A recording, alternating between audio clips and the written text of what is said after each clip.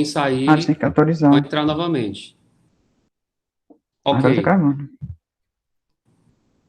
Vamos começar, gente, com a revisão de direito administrativo. Mais uma vez, eu sou o Eric e vai ter a Perla também, que nós dois somos monitores da disciplina. Vamos começar, tá? Então, inicialmente, a gente vai para o conceito do direito administrativo, né? Na verdade, o conceito não. Qual é a área que o direito administrativo se presta a estudar? Eu trouxe aqui dois conceitos. Uma primeira trazida pelo Marçal Justin Filho e a outra pela Maria Silva Zanella, de Pietro. O Marçal Justin Filho fala que o direito administrativo é o conjunto das normas jurídicas de direito público que disciplinam as atividades administrativas necessárias à realização dos direitos fundamentais e à organização e o funcionamento das estruturas estatais e não estatais encarregadas de seu desempenho. Então, a gente observa que o direito administrativo ele vai ser uma área do direito que vai ser coberta por regras de direito público, vai estudar o Estado, a organização dele, o funcionamento das atividades dele. É, Agora, para o conceito da de Pietro, a gente também vai ter que é o ramo do direito público, que tem por objeto os órgãos, agentes e pessoas jurídicas administrativas que integram a administração pública, a atividade jurídica não contenciosa que exerce e os bens de que se utiliza para a consecução de seus fins de natureza pública. Observe que o conceito trazido pela de Pietro, ele é um pouco mais, na verdade, ele tem uma abordagem diferente, né? Ele traz como o núcleo desse conceito sendo aquela área do estudo dos órgãos, dos agentes e das pessoas jurídicas que formam a administração pública. Ela vai cair um pouquinho mais para o estudo do direito administrativo no seu sentido subjetivo, que a gente vai falar já já. E vocês vejam aqui que ela também destacou os fins de natureza pública, expressamente, que vai ser uma grande atenção sempre que você for falar das regras do direito administrativo, certo? O direito administrativo, ele surge, você pode dar no mundo ocidental como o ponto de início dele, o surgimento com o Estado de Direito, no século XIX, que é quando a gente tem o fim da Revolução Francesa, a implantação do Estado de Direito propriamente, com as regras de separação, né, da máquina estatal e o decaimento do rei como um soberano completo. Como eu destaquei antes, também o direito administrativo é um ramo do direito público, então ele se diferencia muito do direito privado. O que é que eu quero dizer com o direito público? Ele vai ter regras próprias, regras que vão dizer a respeito da coletividade, da supremacia do interesse público, enfim, quando você fala principalmente de direito público e privado, você pode colocar na cabeça que vai ter uma diferença grande em relação ao que um particular quer, que é o direito privado, que a gente vai falar em relações de contrato, em pessoas que estabelecem obrigações entre si, e o direito público, que na verdade é essa ideia da coletividade, do maior interesse da galera, de todo mundo, né? A, o direito administrativo vai tratar da administração pública nas suas relações internas e externas, internas em relação aos que compõem a administração, tipo os servidores, os empregados públicos, e externas, que são os administrados. São aquelas pessoas que são alcançadas pelas regras do direito público, que são do direito administrativo. Por exemplo, o particular que dirige o seu carro, ele está sujeito às regras do direito administrativo que são impostas tanto pelo Detran quanto pelo Contran, enfim, pelas regras do direito do trânsito. Essas são regras de direito público que fazem parte também do direito administrativo. Veja que o leque é bastante amplo. O direito administrativo apresenta seus princípios e regras próprias, que são aplicáveis a essa atuação administrativa estatal, e ela é uma ciência normativa que analisa a gestão pública em seus fins pelo interesse público, interesse da coletividade. A gente tem um destaque também, um problema no direito administrativo, que é a ausência de uma codificação única. A gente não tem, como o direito constitucional, um documento grande dizendo que aquilo são as regras do direito administrativo, do mesmo jeito que o constitucional tem, que aquelas são as regras constitucionais. Ou como o direito civil, que a gente tem um código civil que vai abranger a maior parte do direito civil. Então, o direito administrativo tem esse negócio de que as regras que o formam são formadas por legislações esparsas, que estão na Constituição, em regras federais, em regras estaduais, municipais, estão em princípios, em tratados de direito internacional, enfim, é legislação esparsa. Ah, e é isso aí. Aí a seguir, vamos ver rapidamente as diferenças entre Estado, território, governo e povo. Pelo jeito como soa e também pelo senso comum, a gente já tem certas noções do que pode ser, não é? Por que que isso é importante? Porque o direito administrativo estuda exatamente as leis e a atuação estatal, como o Estado se organiza, como é que ele também se parte em diversas pessoas e como ele impõe essas regras e administra. Então, por isso é importante a gente ver que o Estado é uma instituição organizada, política, social e juridicamente, com personalidade jurídica própria de direito público e submetida às normas estipuladas pela lei maior, que é a Constituição Federal no Brasil. Ele é de direito público porque ele é acompanhado pela supremacia do interesse público. A razão dele é a razão do povo, que é a população que está sob o jugo do Estado, em aspecto jurídico, constituído por umas pessoas integradas em cultura, línguas, costumes, hábitos, história, e submetidos a uma lei comum, que é editada pelo Estado, que tem os representantes do povo colocados no poder legislativo. Vocês conseguem entender isso? Eu acredito. O território, por sua vez, é realmente aquele espaço geográfico em que vão ser fixadas as relações de soberania e poder de um povo. Então, ele está ligado, sim, àquela questão física. O Brasil, você imagina um mapa, aquele é o território brasileiro, junto com os territórios anexos dele.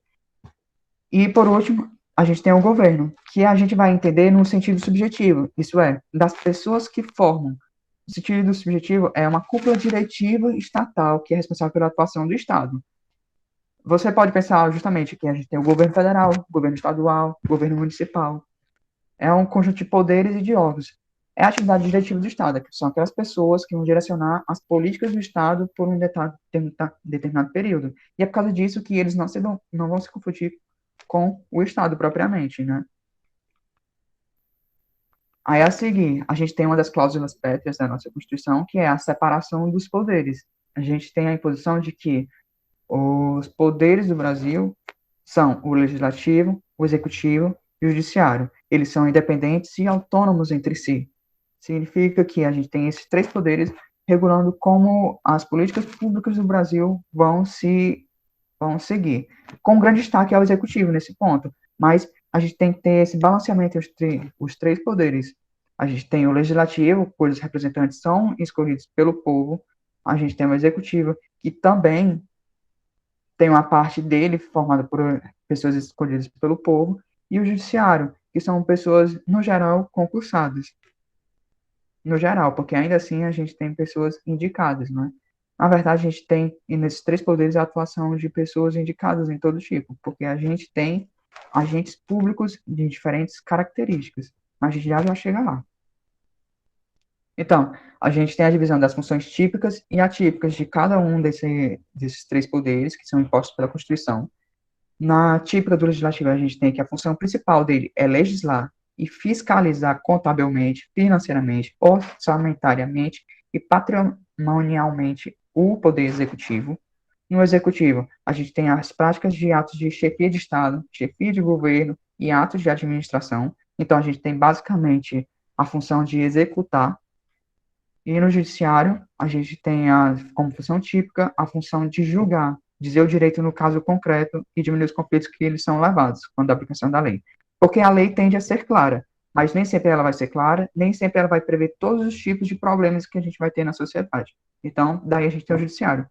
Só que sozinhos, essas funções típicas desses três poderes, nos seus vários órgãos, nas suas várias instituições, não vão funcionar.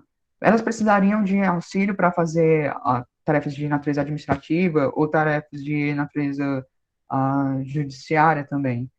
E por causa disso, eles têm também atribuídos a eles as funções atípicas, que são, para o legislativo, ele vai ter a sua natureza executiva e jurisdicional. Na verdade, em cada um dos três poderes, a gente tem, pelo menos de um jeito típico ou atípico, a função administrativa, administrativa ou executiva, tá?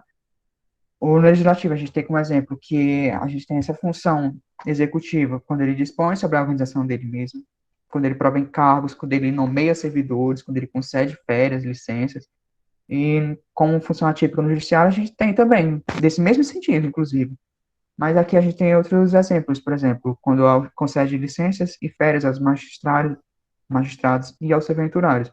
Então, vejo que a divisão dos poderes, ela faz com que eles sejam autônomos e independentes entre si, mas não exclui deles também o exercício de funções atípicas, para os quais eles não foram criados originalmente na Constituição, mas que continuam sendo necessários para que eles possam existir, para que eles possam exercer as atividades.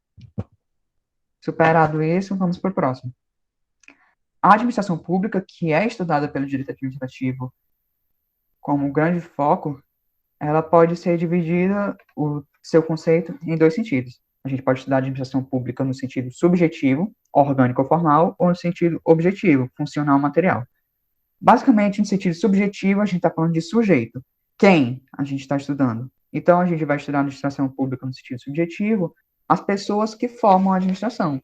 Que, no geral, a gente pode dividir a administração indireta e indireta, e a gente ainda tem, além disso, os servidores, os empregados que a compõem, né?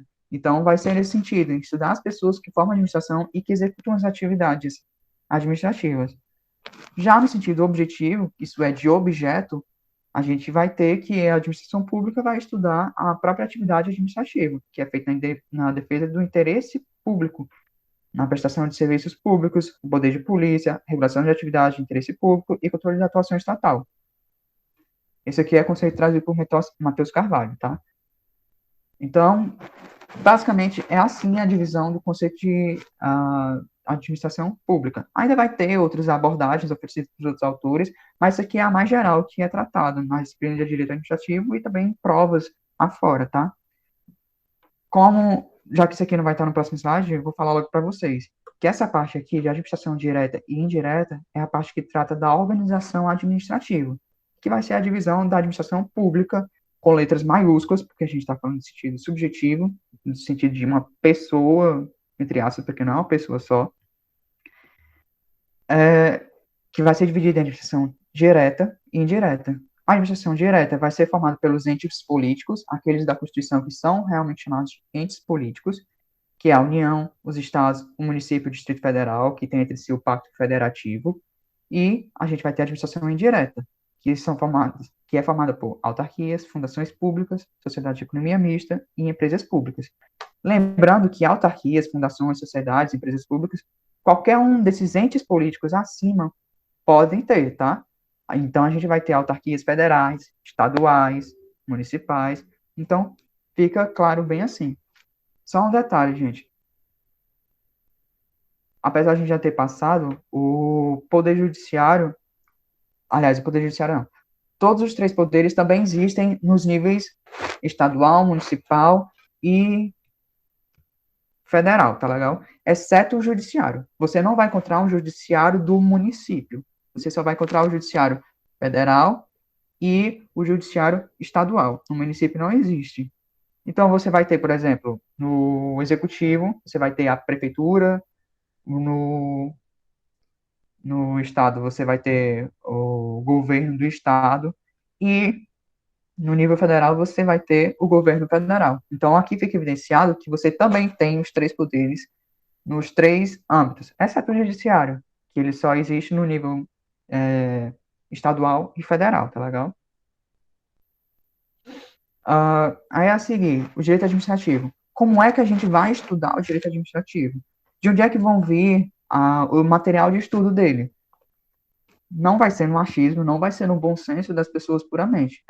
A gente tem, principalmente, que as fontes que informam o direito administrativo, isso é, as fontes de onde saem as regras dele, de onde vão sair os regulamentos, vão ser divididas em fontes primárias e fontes secundárias, em que a gente divide que as fontes primárias são a Constituição e as leis em regra. Alguns autores começaram a colocar regulamentos recentemente também.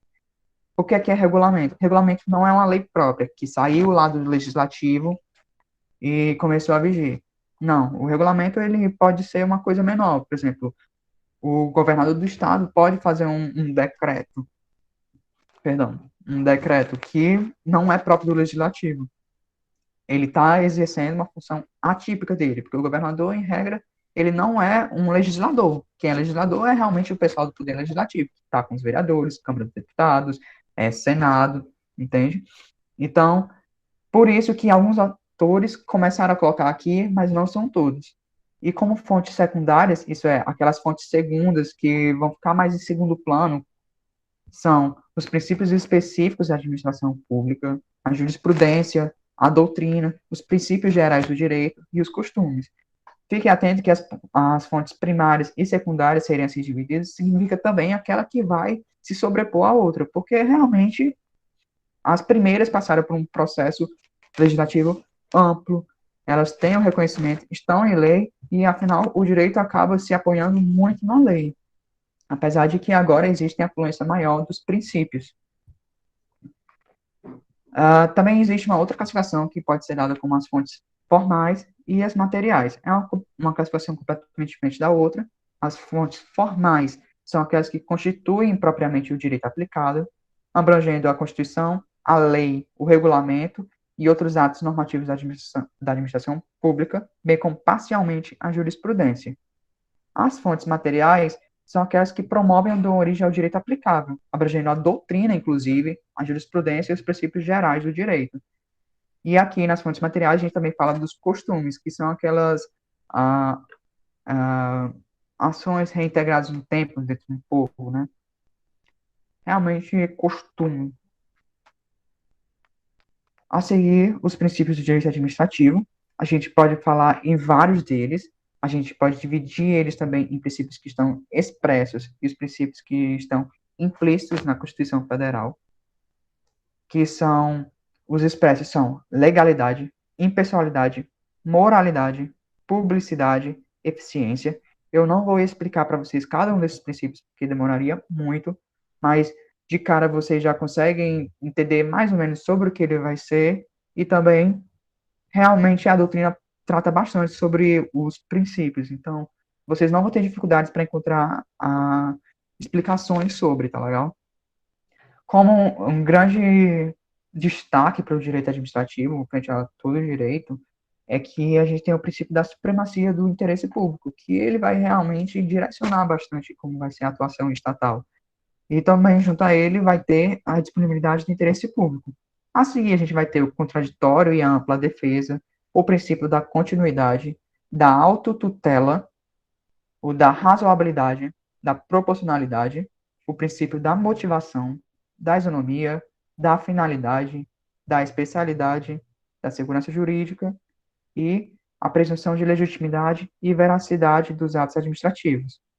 Rapidamente, eu acho que é bom destacar que a presunção de legitimidade e veracidade dos atos administrativos decorre justamente daquele fato de que, como a atuação administrativa tem que estar regrada pela supremacia do interesse público e pela indisponibilidade dele, todos os atos da administração têm que seguir a legalidade estrita. E se ele segue a legalidade estrita, ele segue conforme está na lei. Significa que se a regra do direito administrativo, se o ato administrativo segue uma forma da lei, ele também vai gozar de uma presunção de legitimidade e veracidade dos atos administrativos, que não é absoluta. Significa que, se um particular se sentir prejudicado, se ele sentir que houve um abuso da administração pública aplicando um ato, ele pode fazer prova em contrário.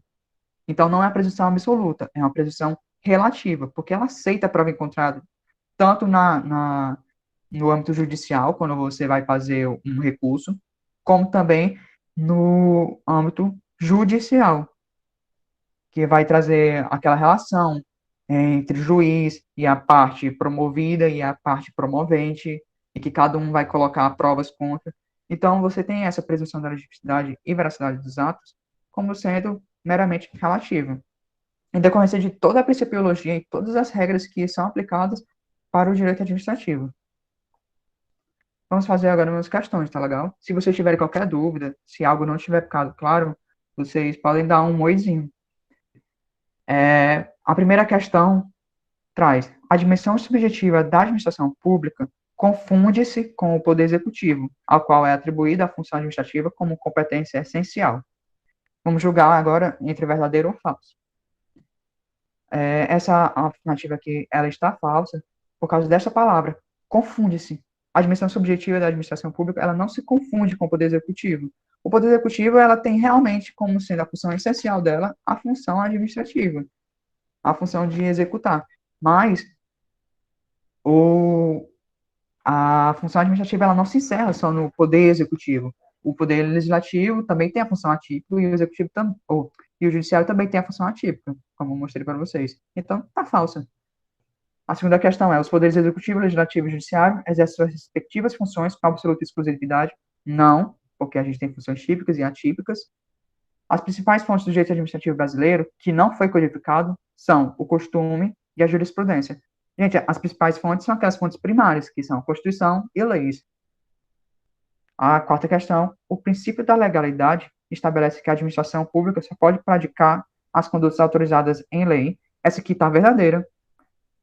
E eu lembro que o princípio da legalidade tem uma aplicação diferente para a administração pública do que tem para os particulares. Para os particulares é aquela regra de você pode fazer tudo aquilo que não é proibido pela lei. Já para a administração pública é bem diferente.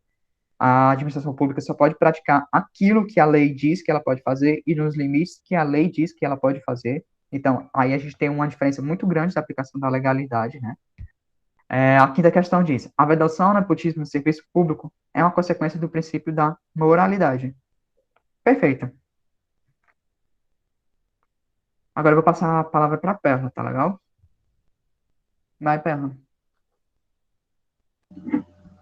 Bom dia. Vocês estão me ouvindo? Tá me ouvindo, é? Estamos ouvindo, sim. Tá bom.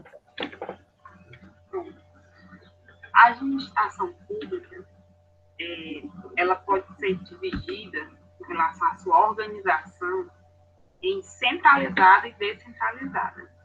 As centralizadas são aqueles que prestam serviços diretamente pela União, Estados, DF, seus municípios e seus órgãos. A descentralizada objetiva da maior eficiência ao Estado. Então, o Estado transfere a outra pessoa jurídica ou a particulares a prestação de serviços. Né? Quando ela transfere a outra entidade, ela está descentralizando, criando autarquias, fundações, empresas públicas, sociedade de economia mista. E essas entidades que eu falei, elas também podem criar órgãos. Ou seja, as entidades descentralizadas, elas podem se desconcentrar. Pode passar. Descentralização. Eu coloquei em vermelho o E de descentralização e o E de entidade para ficar fácil de memorizar. A descentralização, ela normalmente cria entidades, mas ela também pode, por meio de contrato, delegar particulares o serviço público e também pode se descentralizar territorialmente. Na descentralização não há hierarquia. Há apenas um controle finalístico, uma supervisão ministerial. E essa descentralização, ela se dá por lei. Ou lei criando diretamente a autarquia, lei cria diretamente, ou lei autoriza a criação, que é o caso das empresas públicas, sociedade de economia mista. Aí, como eu falei, por meio de contrato ou ato, temos a delegação a particulares, pode ser através de concessão, permissão ou autorização. E a centralização é o contrário da descentralização. Tem a extinção de entidades, volta ao centro. Pode passar. A desconcentração, ela é feita internamente. como eu coloquei também aqui em vermelho, o O de desconcentração e O de órgãos, é a criação de órgãos. Então, esses órgãos não vão ter personalidade jurídica própria. E assim, hierarquia aqui, o controle é por autotutela. Na descentralização, a gente viu que não existe hierarquia, apenas supervisão. Aqui sim existe hierarquia. A concentração é o contrário da desconcentração, que é a extinção do órgão. O órgão público não tem personalidade jurídica, né? Lei cria e extingue órgãos. Mas a estrutura interna, como ela se organiza, é feita por decreto.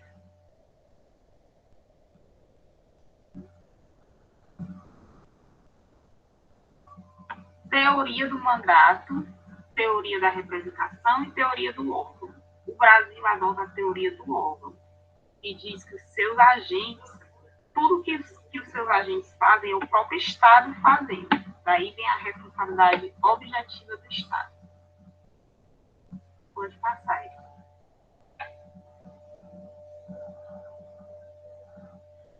Umas questões. É admitida a criação de autarquia por iniciativa de deputado federal, desde que este encaminhe o respectivo projeto de lei à Câmara dos Deputados e que a matéria verse estritamente sobre a criação da entidade. Falso. Por quê? Porque a criação de entidades é iniciativa do executivo, presidente. Então, deputado não pode. É vício de iniciativa.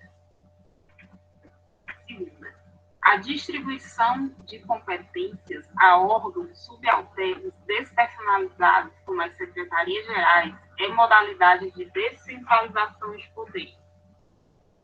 Falso também, como eu falei, órgãos é desconcentração de poder. A criação de empresa pública é um exemplo de descentralização de poder realizado por meio de atos de direito privado, ainda que a instituição de empresa pública dependa de autorização legislativa. Aqui está verdadeiro. É meio com pegadinha, porque quando fala que é realizado por meio de atos de direito privado, ele está se referindo que a lei ela autoriza a criação, mas ela só vai ser criada efetivamente quando os seus atos forem constituídos em cartório, que é um ato privado. Quarto, a autarquia pode ser criada por ato administrativo originário de ministério. Não, a autarquia somente pode ser criada por lei, ato administrativo não. Quinta, órgãos públicos são unidades integrantes da estrutura de uma mesma pessoa jurídica, são divisões internas, e decorrem da atividade de desconcentração administrativa. Ok.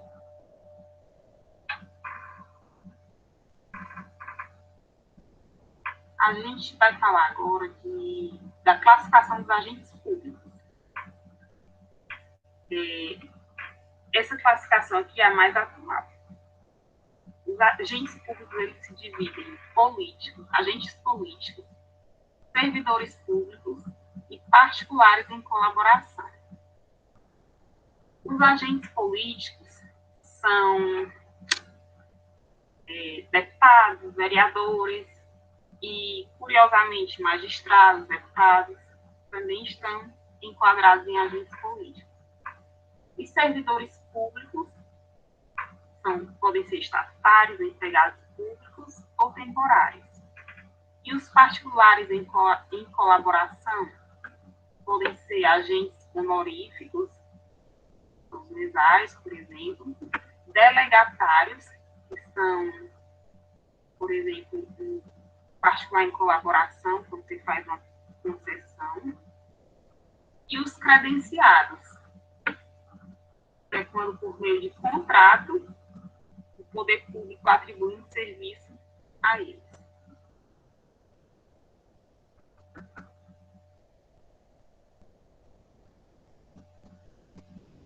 essa divisão é segundo Eli Lopes Meirelles, é uma divisão mais tradicional. Divide os agentes públicos em agentes administrativos, políticos, honoríficos, delegados e credenciados. Pode passar.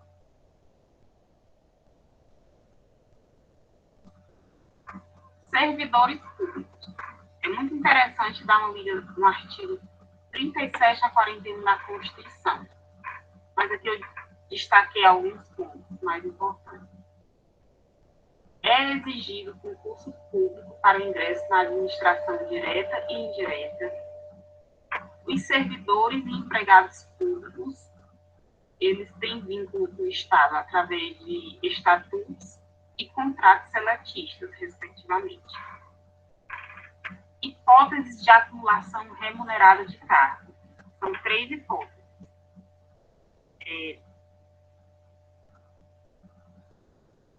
Uma de professor, 2 de professor, 2 da área de saúde, ou uma de professor e um cargo técnico. São esses 3 casos. Provimento e vacância de cargo. No âmbito federal, tem mais detalhado através da 8.112. E cada estado e município tem sua própria lei. Remuneração e subsídio.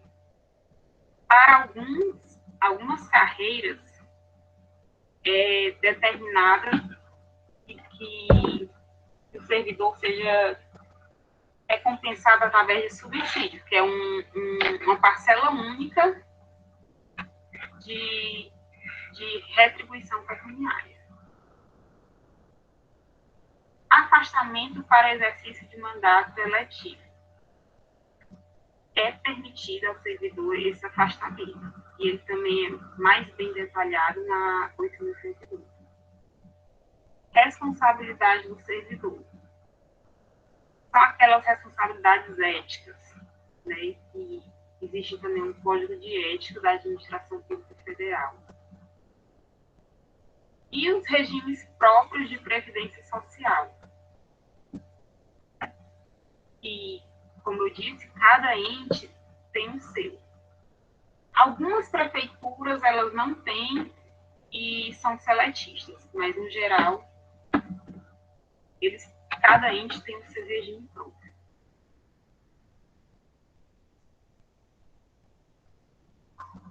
Classificação dos agentes públicos. Delegados públicos, bem como magistrados, são agentes públicos na qualidade de agentes políticos, como eu tinha falado, verdadeiro. Segundo Eli Lopes Meirelles, agentes honoríficos são os que recebem a incumbência da administração para representá-la em determinado ato ou praticar certa atividade específica mediante remuneração do poder público credenciante. Falso. Aqui são os agentes credenciados. Agentes delegados recebem um encargo estatal com a finalidade de prestação de determinado serviço público. Exemplo, agentes delegados, os leiloeiros e os concessionários. Aqui está verdadeiro. A investidura em cargo, emprego ou função pública exige a prévia aprovação em concurso de provas ou de provas e títulos na forma da lei.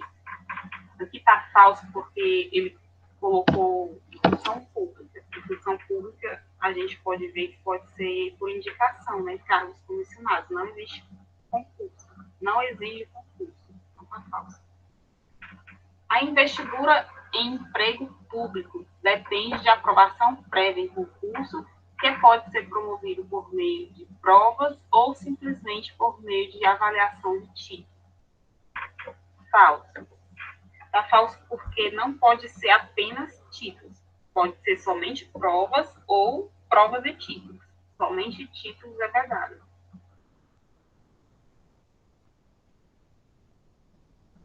O servidor estável somente perderá o cargo em virtude de sentença judicial condenatória transitada em julgado e mediante processo administrativo no qual lhe seja assegurada ampla defesa. Aqui está falso por causa desse somente. O servidor, ele pode perder o cargo em 4 situações. É sentença judicial condenatória transitada em julgado, AD, processo administrativo, avaliação periódica de desempenho e, em casos bem raros, um corte de despesas, corte de gastos. Então, é falso. De acordo com a legislação federal, mediante a emenda constitucional, a aposentadoria compulsória do servidor ocorrerá aos 70 anos de idade, com a percepção integral dos proventos da atividade, independentemente do tempo de contribuição. Aqui está falso por 2 motivos, né? 70 anos de idade ou 75 anos na forma da lei, e é proporcional a depender do tempo de contribuição. Diferentemente dos cargos em posição, as funções de confiança somente devem ser preenchidas por servidores ocupantes de cargo efetivo. Aqui está certo. A função de confiança ela é reservada aos servidores concursados. Pode passar aí.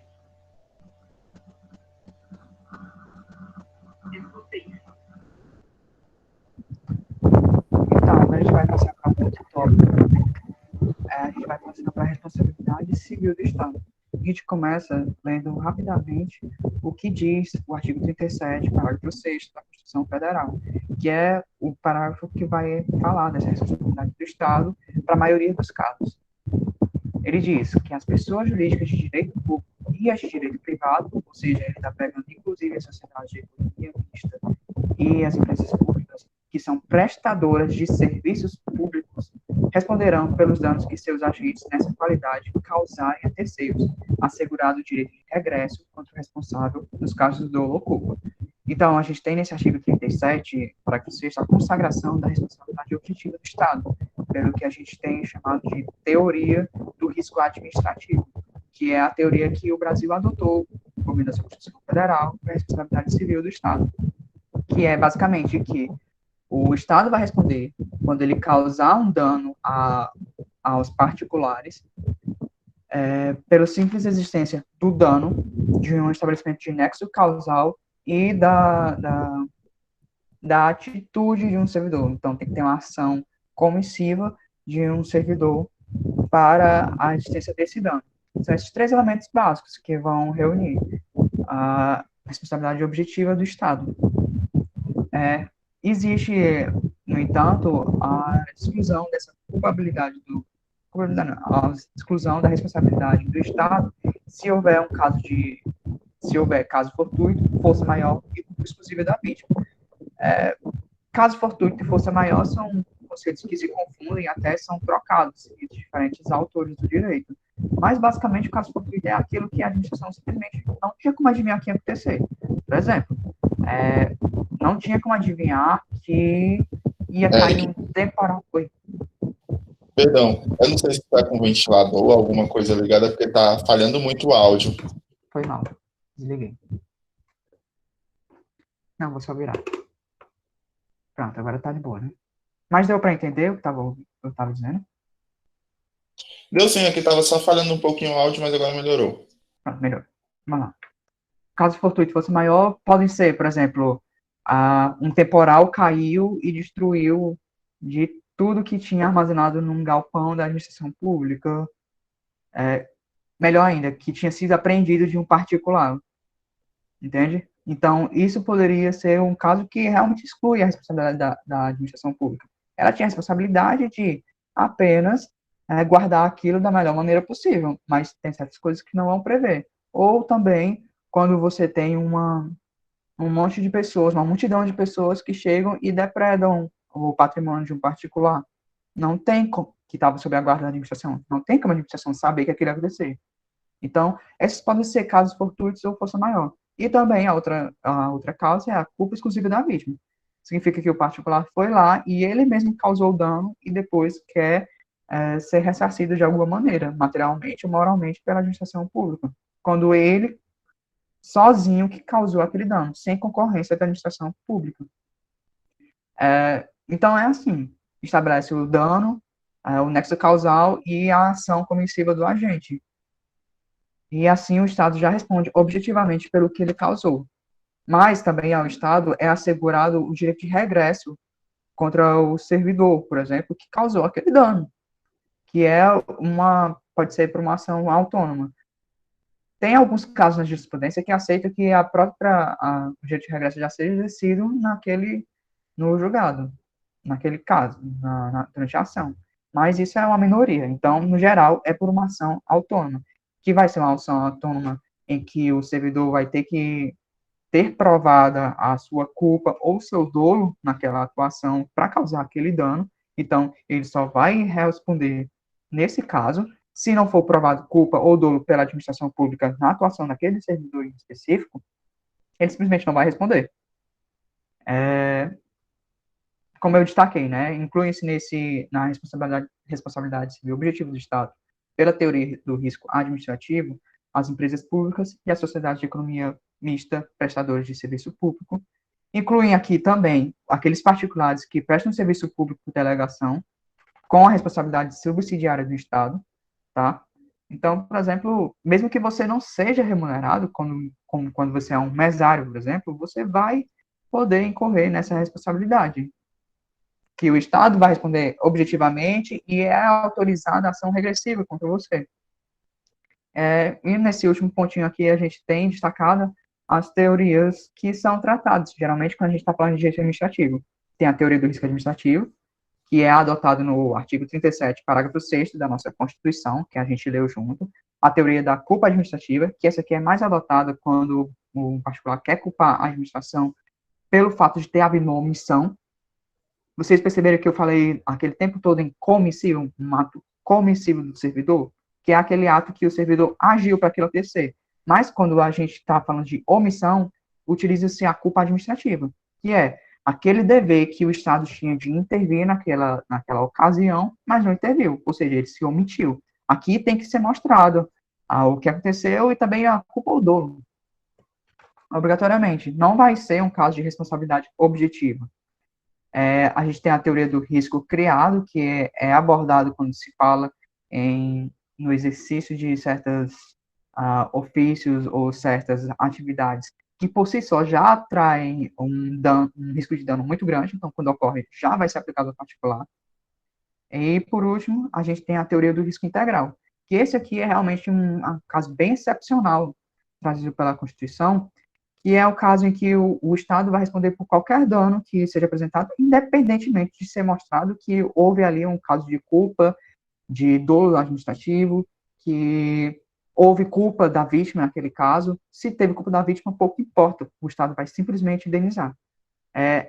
Isso aqui é realmente uma situação bem extrema e eu tenho na cabeça sempre o exemplo do dano causado por a exploração de atividades nucleares.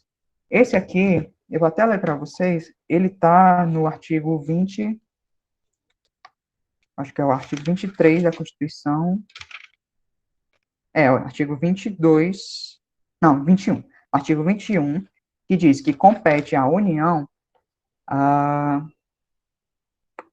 explorar serviços e instalações nucleares de qualquer natureza e exercer monopólio estatal sobre a pesquisa, a lavra, o enriquecimento e reprocessamento, a industrialização e o comércio de minérios nucleares e seus derivados, atendidos os seguintes princípios e condições, aí vai passando, quando chega lá na linha D, gente, esse aqui é o inciso 23 do artigo 21 da Constituição, agora a gente vai para a linha D. Ele diz que vai existir a responsabilidade civil por danos nucleares, independentemente da existência de culpa do Estado. Então, aqui a gente tem a consagração da teoria do risco integral como uma situação de exceção para o Estado, tá? Porque, em regra, a gente vai adotar a teoria do risco administrativo, que é o que fala da responsabilidade civil objetiva do Estado, conforme o artigo 37, parágrafo 6º da Constituição. Nenhuma dúvida até aqui, né? Vamos seguir adiante. Se tiver dúvida, fala. E já revelei a segunda aqui. Que pena. Vamos para a segunda primeiro, tá? Como questão. A segunda questão. Essa aqui é bem grandinha, mas é legal para a gente contextualizar e aplicar o que a gente ouviu. Suponha que determinado cidadão tenha sofrido ferimentos enquanto aguardava uma audiência em um prédio do Poder Judiciário, ocasionados por um servidor que buscava conter um tumulto que se formou no local em razão de protestos de determinada categoria de funcionários públicos. Referido cidadão buscou a responsabilização do Estado pelos danos sofridos. De acordo com o que predica a teoria do risco administrativo, o Estado pode ser responsabilizado independentemente de culpa ou dolo de seus agentes, excluindo-se tal responsabilidade se comprovada a culpa de terceiros. Então, aqui a gente tem um item verdadeiro e se eu fosse vocês, eu anotava assim bem direitinho no caderno, porque isso aqui está perfeito.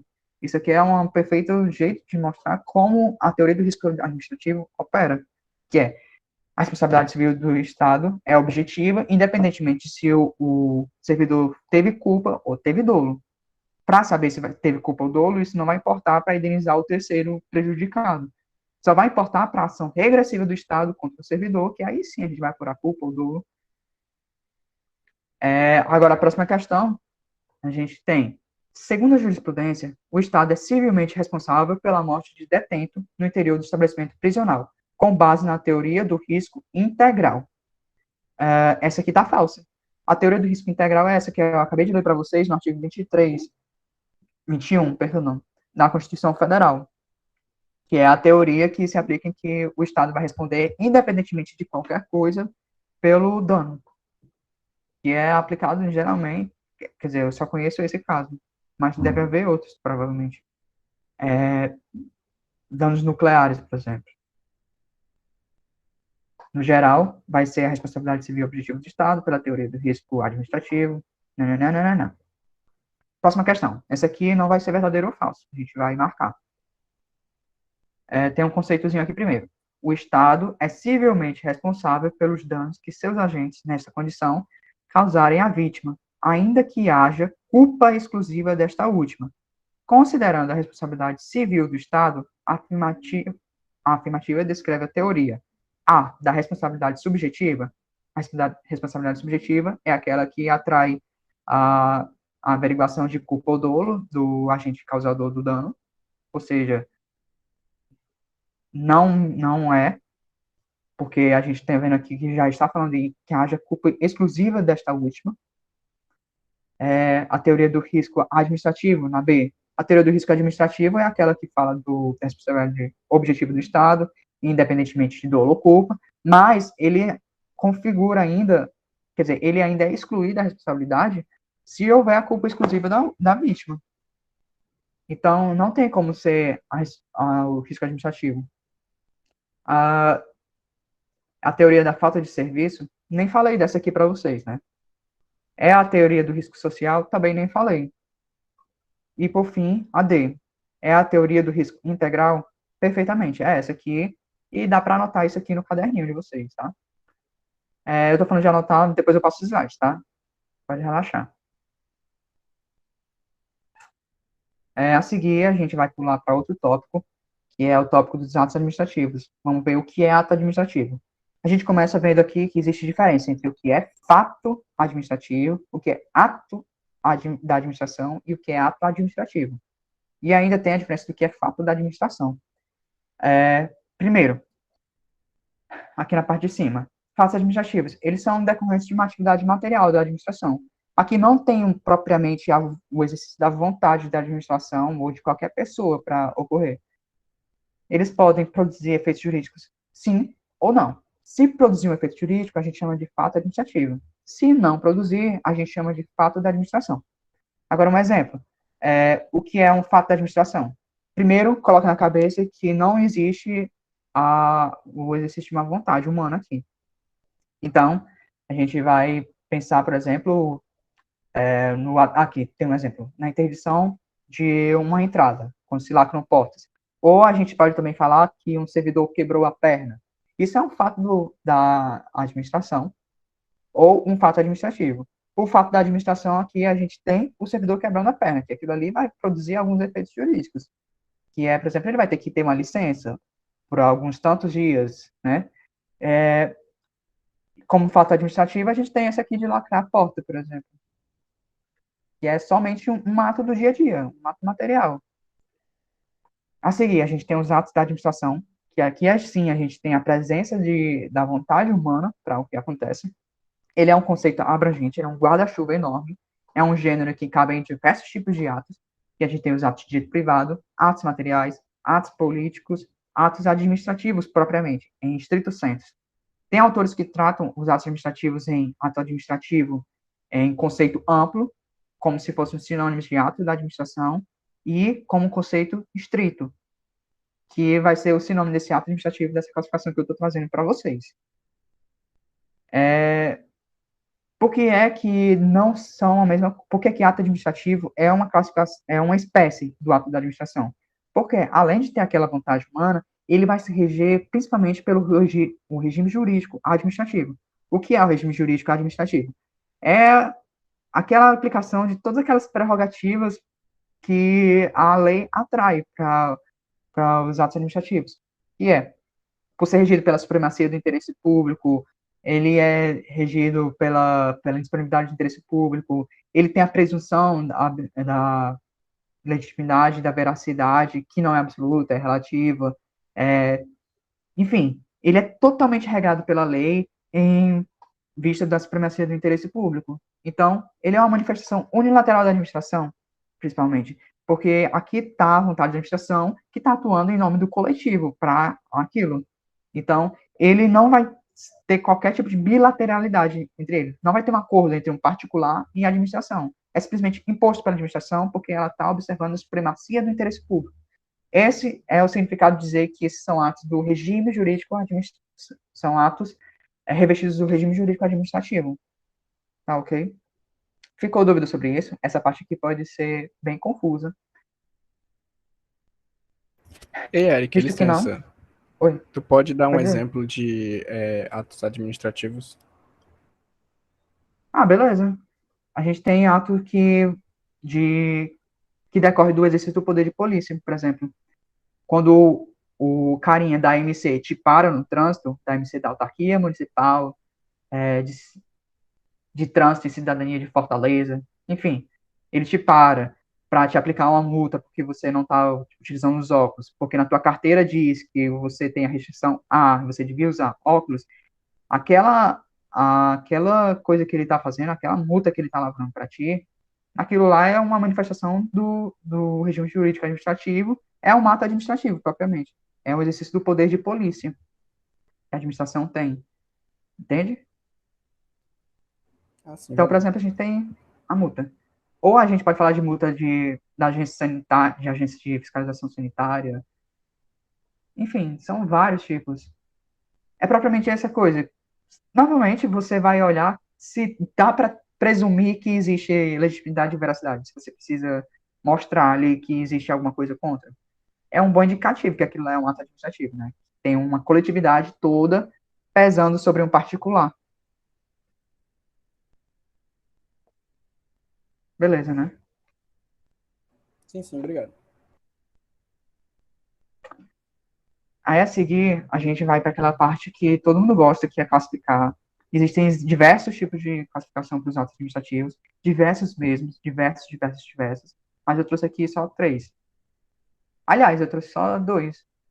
Só trouxe 1. Vamos lá. Os atos administrativos propriamente, aqueles últimos que têm o regime jurídico aplicado sobre eles podem ser divididos em atos vinculados e discricionários.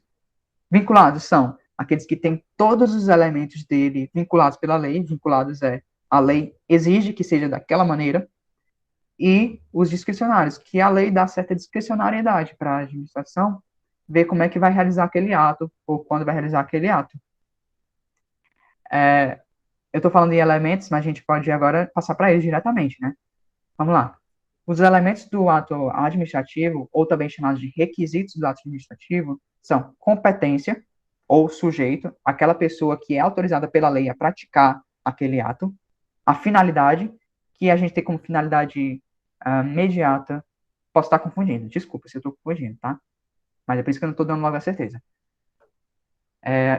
O interesse público, como sendo a imediata, aquela que vai ser o interesse último da prática desse ato.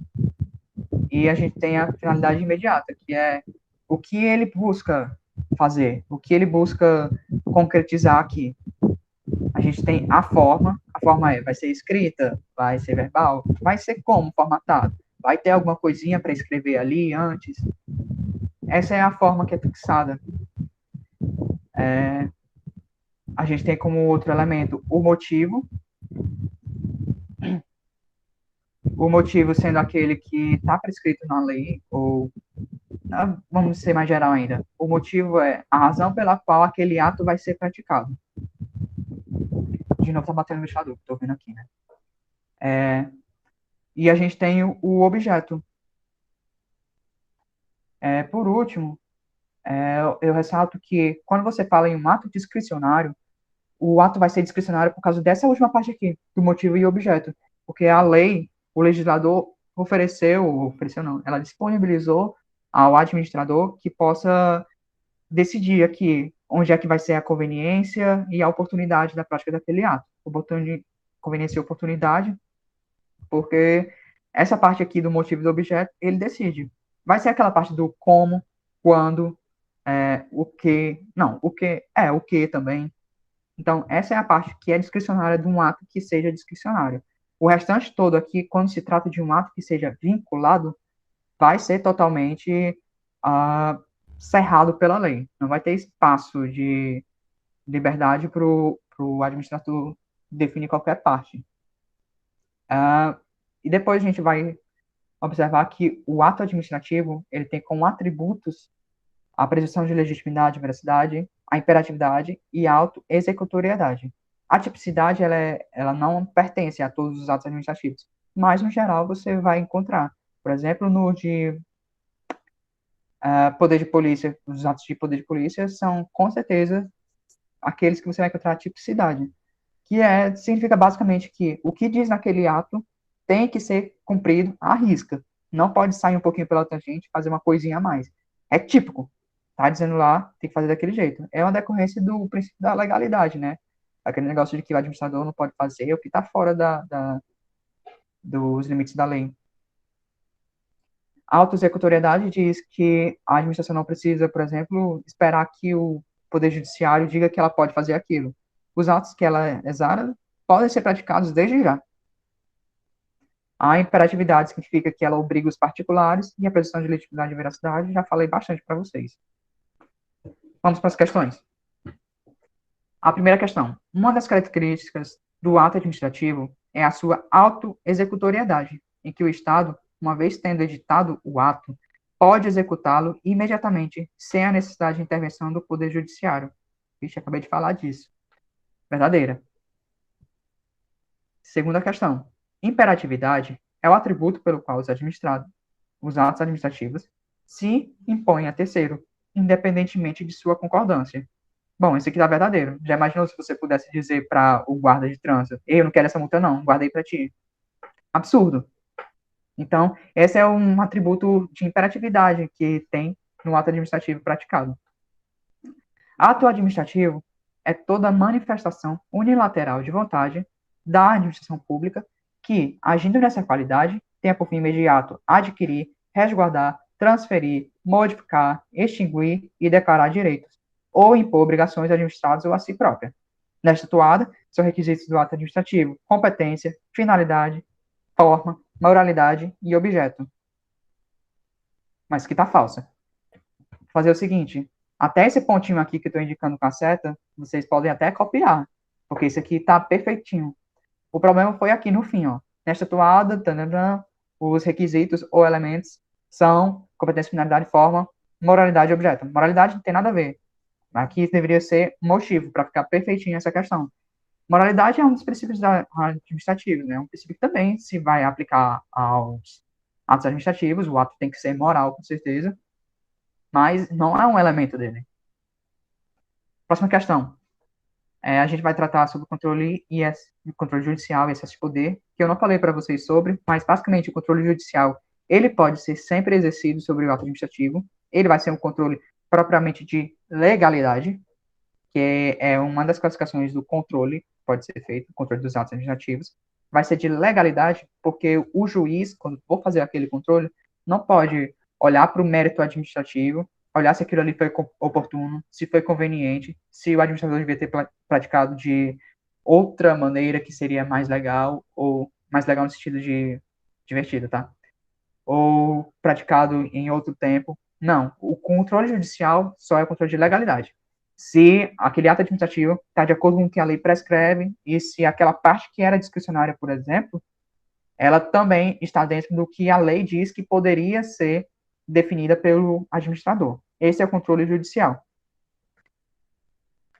E o abuso de poder, ele pode ser tanto dividido como excesso de poder, como um desvio de finalidade, ok? O excesso de poder é uma pessoa praticou um ato que estava fora do alcance dela, ela não podia praticar aquele ato porque não era nem de competência dela. E o desvio de finalidade se desviou da finalidade final, que é o interesse público. Ou seja, praticou um ato que é para benefício próprio ou benefício de um terceiro individual. Primeira questão.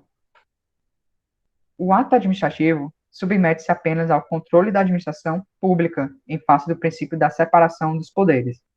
Essa aqui está falsa, porque o ato administrativo também está submetido ao controle judicial e ainda ele pode ser submetido ao controle legislativo, que tem umas hipóteses que são cerradas em lei, tá? Mas também é cerrado em lei, está na Constituição Federal. Então, assim, o ato administrativo, ele tanto pode ser controlado pela própria administração pública, que pode revogar ou anular o seu ato.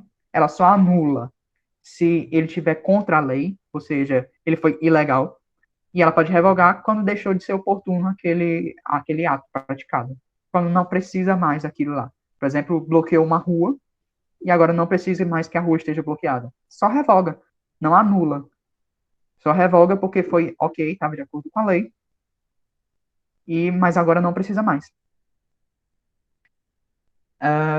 Segunda questão. O abuso de poder pode ocorrer tanto na forma comissiva quanto na omissiva, uma vez que, ambas as hipóteses, é possível afrontar a lei e causar lesão a direito individual do administrado. Não falei disso, mas aqui está perfeito, pode anotar no seu caderno, está excelente. O abuso de poder também pode ser comissivo ou omissivo, é outra forma de classificar ele. E vamos para a próxima, que já está em falsa, né? Mas vamos lá. Não configurará excesso de poder a atuação do servidor público fora da competência legalmente estabelecida quando houver relevante interesse social. Gente, não importa. Se o servidor ainda assim tiver excedido a competência dele, mas buscando o interesse público, está ali ainda o excesso de poder dele, está ali um abuso de poder. Com certeza não foi na modalidade de desvio de finalidade, mas ainda assim houve. Ele atuou fora da competência dele. Então, ainda assim, foi um abuso de poder. Então, por isso, é falso. Passando agora rapidamente para o processo administrativo, gente. O processo administrativo, ele está escrito lá na Lei 9.784 de 99, tá? Só um instantinho. Eu achei que eu tinha colocado um slide próprio para isso. Perdão, deixa eu só dar uma olhada aqui.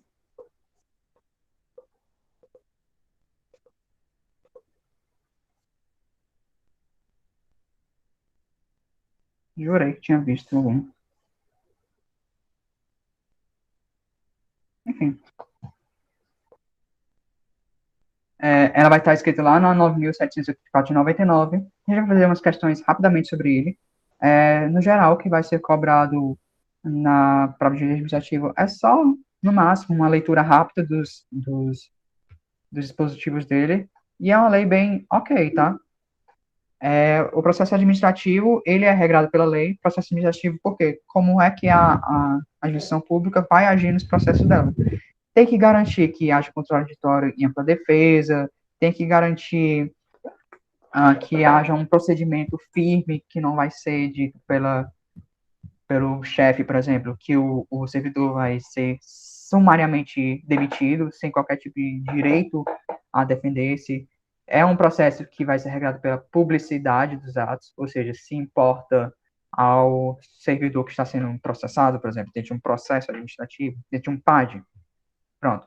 O PAD vai ser regulado também pela 9784. Ele não pode ter segredos, senão ele não vai conseguir ter essa ampla defesa e o contraditório. Então, essa lei 9784, ela é uma lei federal que vai regrar, em geral, o processo administrativo no âmbito federal. Não me lembro agora se foi o STF ou se foi o STJ, que também reconheceram que essa lei pode ser utilizada pelos estados e pelos municípios para regular os seus próprios processos também, nos âmbitos estaduais e nos âmbitos municipais, enquanto eles não tiverem uma lei própria para regrar o processo administrativo, tá? Então, essa é uma lei que acaba tendo uma aplicação nacional, enquanto não aparecem as leis locais. Vamos para a primeira questão. No processo administrativo disciplinar, em que se pretenda aplicar a penalidade de demissão, é indispensável a apresentação de defesa técnica por advogado, sob pena de violação aos princípios do contraditório e da ampla defesa. Gente, isso aqui tá falso, porque assim, quando a gente está falando de um PAD, o servidor ele tem lá a disponibilidade dele do direito de ele se defender por meio de um advogado. Se ele não apresenta um advogado para fazer a defesa técnica dele, então é isso. O máximo que vai acontecer é a nomeação de um advogado dativo dele para o PAD. O advogado dativo vai fazer a defesa por ele, mas não é a pessoa indicada por ele, para garantir que pelo menos haja um mínimo de contraditório para a defesa. O PAD não pode ficar parado simplesmente porque o servidor não quis trazer um advogado, como se fosse uma estratégia para parar a coisa. Então, e, aliás, isso aqui é uma letra, a letra da lei está de acordo com a 9784, e eu acho que a redação dele está quase igual. Mas ele mudou um pouquinho. Foi para a parte da falsa, né? É indispensável.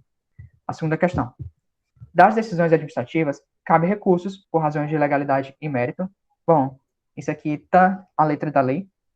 Não sei qual era o artigo, porque eu não lembro, mas está a letra de lei, tá? Terceira questão. O servidor que tiver interesse, ainda que indireto, na matéria de processo administrativo, fica impedido de atuar nesse processo.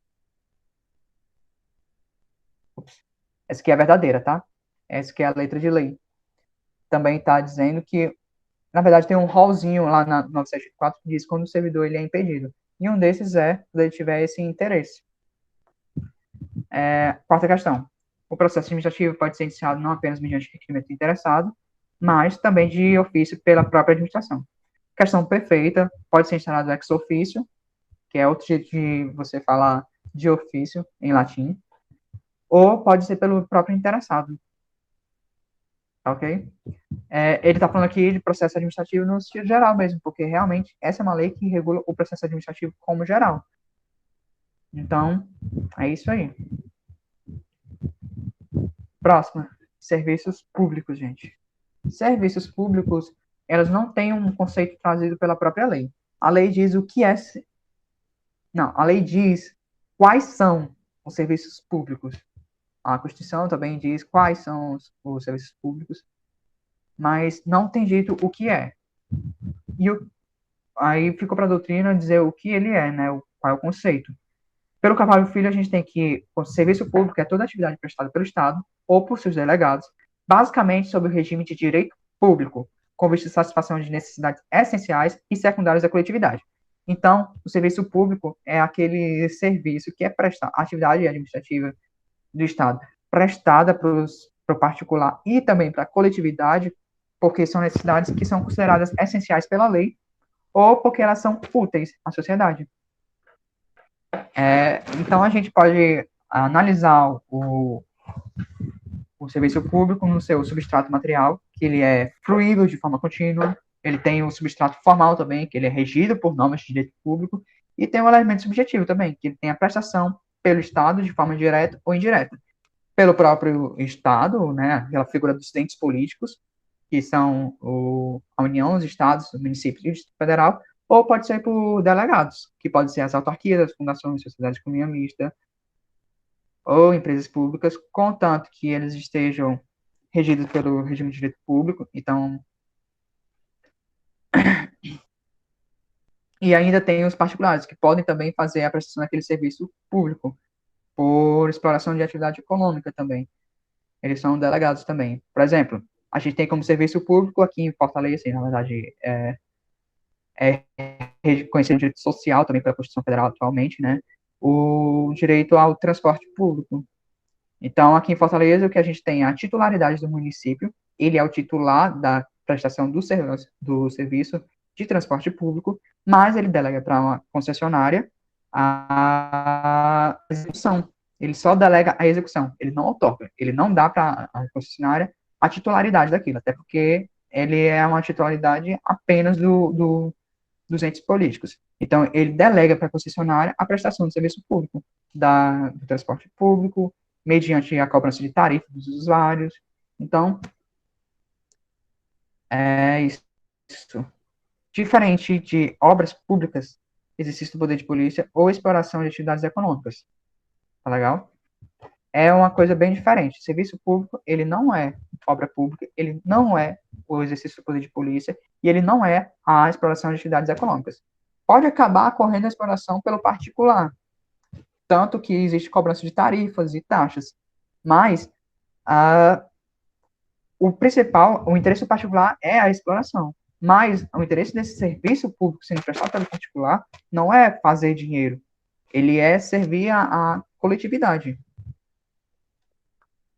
Aí a seguir, os serviços públicos, eles têm princípios próprios também dentro do direito administrativo, que são, em geral, a gente pode destacar esses aqui, que é o dever de prestação pelo Estado, a modicidade. Então, se existe uma cobrança de tarifa, de cobrança de taxa, ela tem que obedecer à modicidade. Ele não pode ser grande, alto o suficiente para impedir os usuários de utilizarem. Esse é o significado da modicidade. Eles têm que obedecer à atualidade, ou seja, ele não pode ficar defasado, não pode ser um serviço público mal prestado, com equipamentos ruins. Ele tem que ser atual. Tem que ser prestado com cortesia, tem que ser feito mediante a economicidade, ele tem que atender à generalidade, à universalidade, tá? Isonomia tem que obedecer, e a continuidade, tem que atender à continuidade, tem que ser contínuo, e é submetido ao controle. Se for delegado, ele é submetido ao controle do executivo que delegou a ele. Eu coloquei um asteriscozinho aqui na continuidade, porque a gente tem alguns julgamentos que são bastante interessantes para a continuidade. Que apesar de haver esse princípio da continuidade dos serviços públicos, isso não impede que os servidores públicos, ou melhor, os agentes públicos no sentido mais geral, abrangendo também os empregados públicos, eles não possam exercer o direito de greve. O STF já entendeu perfeitamente que é possível aos agentes públicos exercer vamos falar melhor, os agentes administrativos. Os agentes administrativos podem exercer o direito de greve perfeitamente. É mantido ainda um percentualzinho do serviço, tudo mais, né? Tem que ainda ser contínuo, mas isso não impede que possa ser feito o direito de greve nos termos das leis que existem atualmente até para iniciativa privada, mas mantendo o serviço em um mínimo, pelo menos, de continuidade. Ainda falando da continuidade, a gente tem a questão do inadimplemento do usuário do serviço, que o usuário do serviço que está recebendo um serviço público não pode ter simplesmente acabado aquele serviço para ele só porque ele está inadimplente. Por exemplo, se você paga a sua conta de energia, ela não pode ser cortada já no dia seguinte, ela obedece a um prazozinho mínimo para isso. Então, e ainda a gente tem o exception non-adimplent contractus, que é o caso da administração pública que firmou o contrato mediante a licitação. Quando a parte que foi a vencedora da licitação e foi contratada pela administração pública fica inadimplente de alguma maneira, tem prerrogativas próprias da administração pública, que pode retomar o serviço público que estava sendo prestado pela outra, utilizando até mesmo equipamentos dela para isso. Tem também a questão de que o serviço público, a administração pública, por não ter pagado por algum tempo, não pode simplesmente ter os serviços dela cortados. o contratado ainda tem que obedecer a um certo prazo. Enfim, essas são facetas diferentes da continuidade, tá? Algumas classificações dos serviços públicos. A gente pode ter a prestação mediante outorga ou prestação mediante delegação. Quando a gente fala em outorga, a gente está falando de um tipo de descentralização, tá? Descentralização mediante outorga significa que você transfere a titularidade do serviço mais a execução do serviço. Significa que ela é feita por lei, apenas para a administração indireta de direito público, e ali vai ser feita a execução daquele serviço, e ali também vai ficar concentrada a titularidade. Não vai ser retomada de imediato pela administração pública direta, que é formada pelos entes políticos. Para reverter essa outorga, também só dá para fazer mediante lei. Foi feita por lei, extingue-se por lei. E, por último, a gente tem a delegação. A gente tem a delegação puramente, que é a transferência da mera execução do serviço. Ela pode ser autorizada por lei, ela tem que ser autorizada por lei, e pode ser feita por lei também, para administração direta de direito privado, ou ela pode ser feita por contrato para particulares. Para fazer essa delegação, não pode ser feita de qualquer maneira, não pode ser ao livre-arbítrio do administrador, tem que obedecer a um processo próprio, né? Então, no mínimo, tem que haver uma licitação aí, e é seguido por um processo todinho, regado pela lei, blá, blá, blá, blá, blá, blá. Outra classificação pode ser serviços públicos entre exclusivos não delegáveis, de titularidade exclusiva e não delegáveis, pode ser de titularidade exclusiva e delegáveis, pode ser de delegação obrigatória e não exclusivos do Estado também, tá?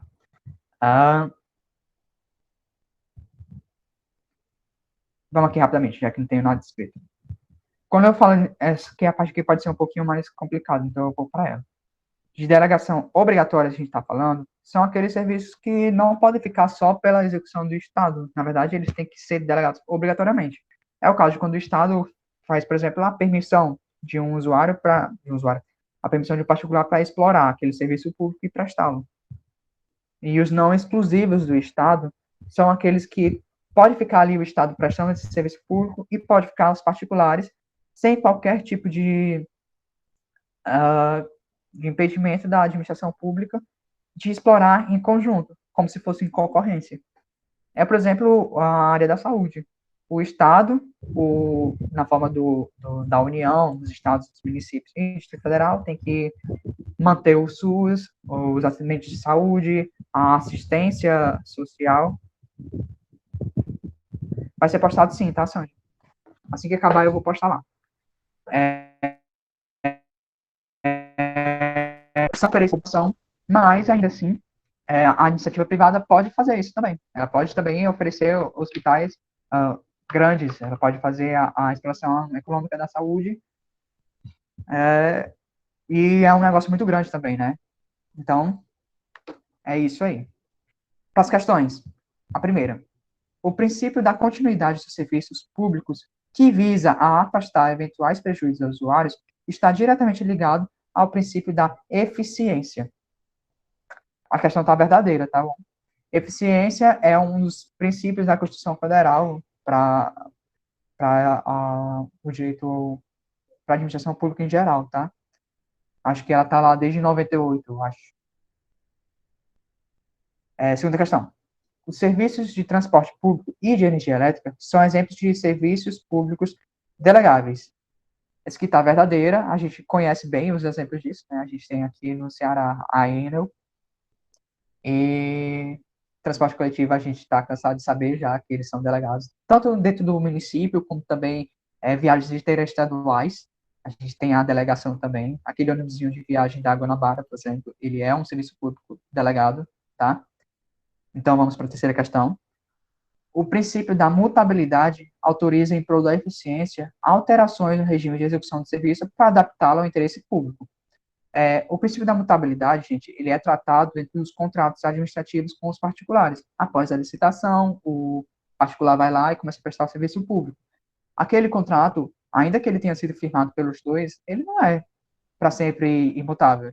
Ele a mutabilidade é até uma parte das cláusulas exorbitantes dos contratos administrativos, que é prerrogativa própria da administração, se ela está realizando o interesse público, ainda assim, mesmo que eles tenham concordado com certas partes,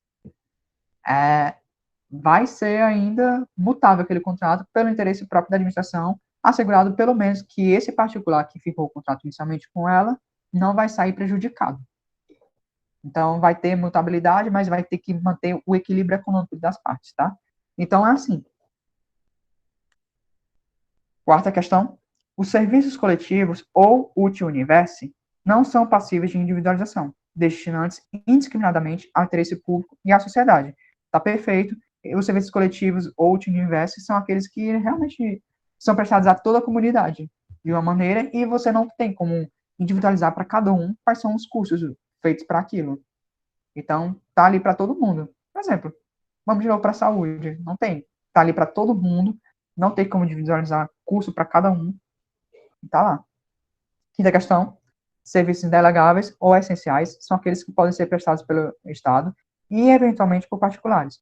Bom, já está dizendo que é indelegável, né? Então, é impossível ser prestado por particulares.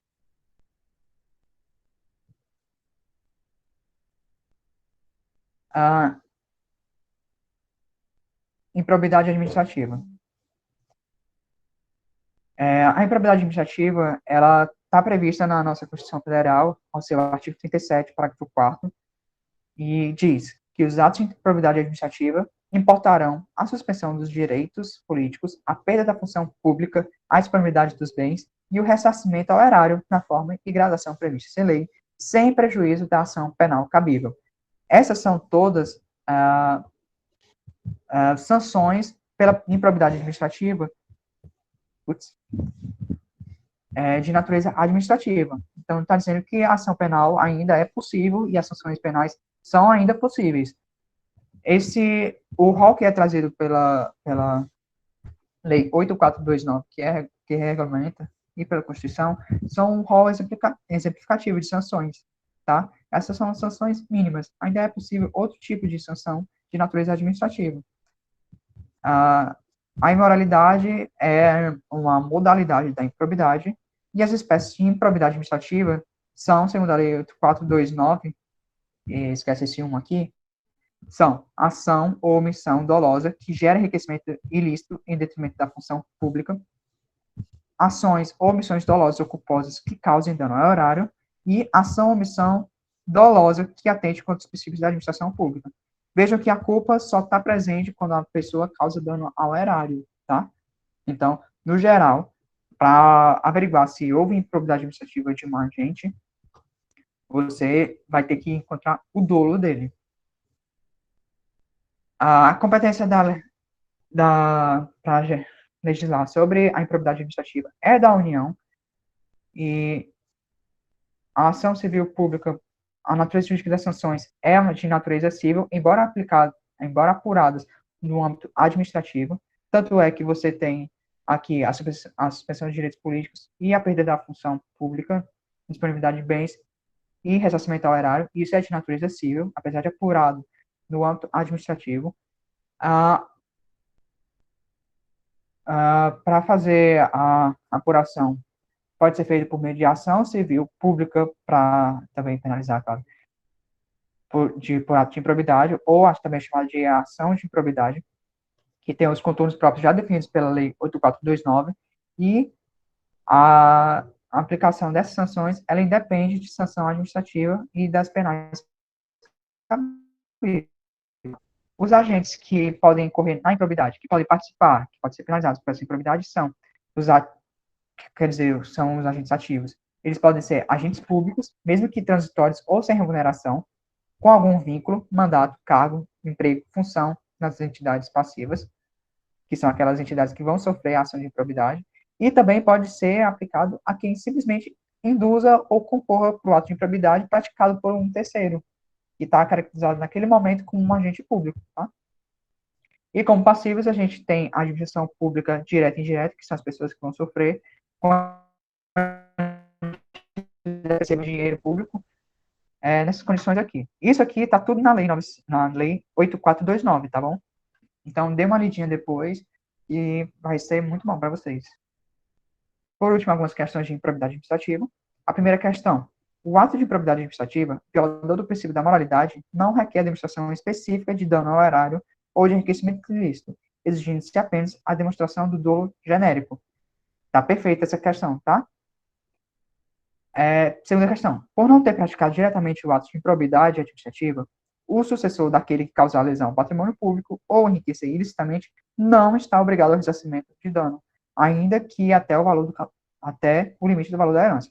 Essa questão está falsa, porque ainda que você não tenha praticado aquele ato de improbidade, você está sujeito ainda a devolver ao erário no limite da herança que você teve daquela pessoa que realmente praticou o ato. Então, não tem essa limitação aí. A única limitação vai ser o limite do valor da herança que você recebeu. Terceira questão: somente o agente público que recebe remuneração e que ocupa cargo, emprego ou função na administração pública pode responder como sujeito ativo pela prática de atos de improbidade administrativa. A questão está falsa. Pessoas que induzam ou concorram com o agente público, por exemplo, podem sim também incorrer em improbidade administrativa. Quarta questão: a extensão do dano causado e o proveito patrimonial obtido pelo agente ímprobo são critérios que nortearão o juiz ao fixar as penas pela prática de atos de improbidade administrativa. Está perfeito, ele vai utilizar da razoabilidade, da proporcionalidade, né? Então, é isso. Quinta questão: tanto o agente público ímprobo quanto o terceiro beneficiário do ato de improbidade administrativa, nos casos de enriquecimento ilícito, perderão os bens ou valores acrescidos regularmente aos seus patrimônios. Perfeita questão. Agora, sobre descentralização, vai ficar com a perna. Valeu, gente. Descentralização, já tinha falado no começo, né? Eu vou só responder rapidamente, até que nós vamos da aula. Primeira, a descentralização por colaboração ocorre, por exemplo, quando a administração pública, por meio de ato administrativo, transfere a execução de um serviço a uma pessoa jurídica, mas mantém a titularidade do serviço. Sim. Por colaboração, a titularidade continua com a administração. Verdadeiro. Segunda, na descentralização administrativa não há hierarquia. Verdadeiro. Na descentralização não há hierarquia, há apenas uma vinculação ministerial, uma tutela administrativa. Terceira, nos órgãos públicos, os avanços da tecnologia da informação representam vantagens para o atendimento do público ao possibilitar a centralização das decisões e a descentralização dos controles sobre os serviços prestados. Aqui está errado por quê? Porque a centralização está trocado os termos. Na verdade, ela possibilita a centralização dos controles e a descentralização das decisões. Um mnemônicozinho para decorar é DD, descentraliza decisões, e CC, centraliza controle. Então, está falso. Quarta, a descentralização, uma característica da administração direta, visa distribuir competências dentro de uma mesma pessoa jurídica, organizada hierarquicamente, a fim de atingir um melhor desempenho. Está falso. Isso, na verdade, seria desconcentração, já que é dentro da mesma pessoa jurídica. O controle da União sobre as entidades da administração federal indireta é exercido por meio da tutela e não subordinação, isso que eu já tinha dito lá na segunda questão, verdadeira. Licitação. É dispensada a licitação para a contratação de serviços técnicos de natureza singular com profissionais ou empresas de notória especialização? Falso. Não é dispensada, é inexigível. Segunda, é inexigível a licitação para aquisição ou restauração de obras de arte e objetos históricos de autenticidade certificada, desde que compatíveis com ou inerentes às finalidades do órgão ou da entidade. Daqui você fica em dúvida entre inexigibilidade e dispensa, ou se é dispensável, mas essa palavrinha-chave aqui, ó, de autenticidade certificada, ela indica que ela é dispensável, então não vai ser inexigível, falso. É dispensável a licitação quando não acudirem interessados à licitação anterior e esta, justificadamente, não puder ser repetida sem prejuízo para a administração, mantidas, nesse caso, todas as condições pré-estabelecidas. Verdadeiro, é o caso da licitação deserta.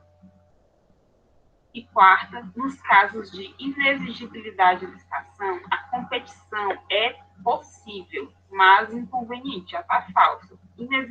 Inexigibilidade, a competição é inviável. Falso. Em um processo licitatório para a escolha de trabalho técnico, científico ou artístico, deve-se utilizar uma combinação de modalidades convite e concurso. A 8666 é clara ao vedar a combinação de modalidades, então é falso.